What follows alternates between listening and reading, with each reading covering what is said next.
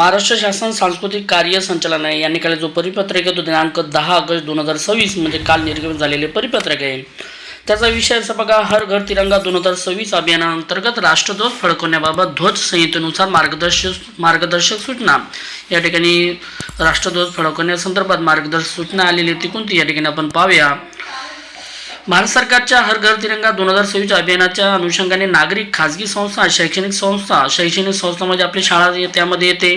तसेच विविध आस्थापनांमध्ये राष्ट्रध्वज फडकवताना भारतीय ध्वज संहितेतील तरतुदीचे काटेकोरपणे पालन करणे आवश्यक आहे. त्या अनुषंगाने राष्ट्रध्वज फडकवण्याबाबतच्या खालील बाबी सर्व संबंधितांच्या निदर्शनास आणून देण्यात येत आहेत. बघा, काल निर्गमित झालेले परिपत्रक आहे. अभियानाचा कालावधी आपल्याला सर्वांना माहिती आहे. बघा, हर घर तिरंगा 2026 अभियानाचा कालावधी दिनांक 9 ऑगस्ट 2026 ते 17 ऑगस्ट 2026 असा आहे. आणि त्यामध्ये शाळेत घ्यायचे उपक्रम देखील आहेत. 9 ऑगस्टपासून सुरुवात झालेली आहे तर 17 ऑगस्टपर्यंत हर घर तिरंगा 2026.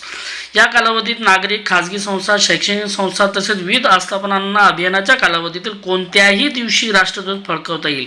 बघा, या ठिकाणी स्पष्टपणे सांगितलेले आहे, कालच्या परिपत्रकामध्ये स्पष्टपणे सांगितलेले आहेत की कोणत्याही दिवशी म्हणजे तुम्ही 2 दिवस, 3 दिवस, 4 दिवस, 5 दिवस किंवा 9 ऑगस्टपासून ते 17 ऑगस्ट हे तुम्ही सतत 9 ऑगस्टपासून 17 ऑगस्टपर्यंत देखील ध्वज फडकू शकता किंवा 15 ऑगस्टला देखील ध्वज फडकू शकता किंवा 13, 14, 15 3 दिवस देखील ध्वज फडकू शकता. आता बघा, मी काल जो व्हिडिओ काढला होता तो नांदेड जिल्हा परिषदनं 13 तारखेपासून ध्वज फडकवण्यास सांगितलेले आहे. 13, 14, 15, 16, 17 म्हणजे 5 दिवस सांगितलेले आहेत. आपली जिल्हा परिषद किंवा आपले BO साहेब किंवा आपले केंद्रप्रमुख साहेब किती दिवस सांगतात त्यांच्यावर खूप अवलंबून आहेत. म्हणजे एक वाक्यता ठिकाणी म्हणून आपल्या जिल्हा परिषद काय ठरवते हे त्यांच्यावर अवलंबून आहेत.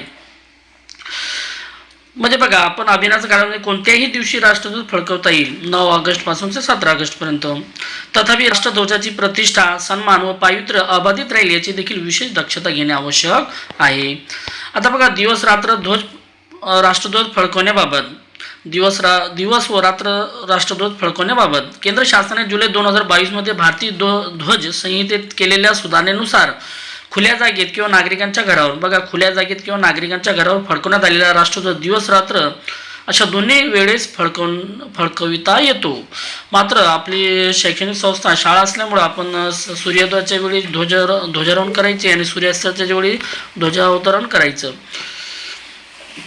राष्ट्रध्वज फडकवण्याबाबतच्या वेळेबाबत या ठिकाणी वेळेबाबत देखील दिलेले आहेत. वरील तरतुदीनुसार हर घर तिरंगा 2026 अभियानाच्या कालावधीत राष्ट्रध्वज फडकवण्यासाठी विशिष्ट दिवस अथवा वेळेचे बंधन नाही.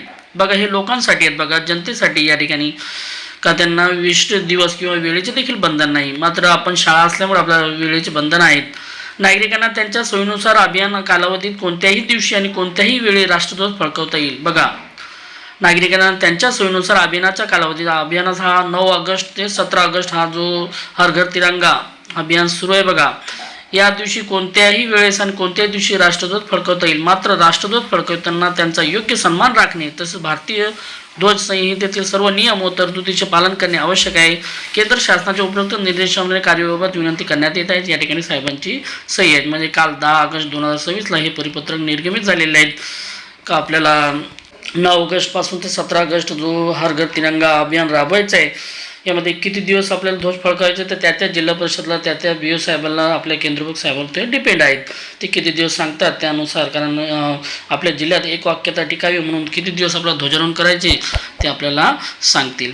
अशाच प्रकारचे व्हिडिओ आवडल्यास व्हिडिओ लाईक, शेअर आणि सबस्क्राईब करायला विसरू नका. थँक्यू.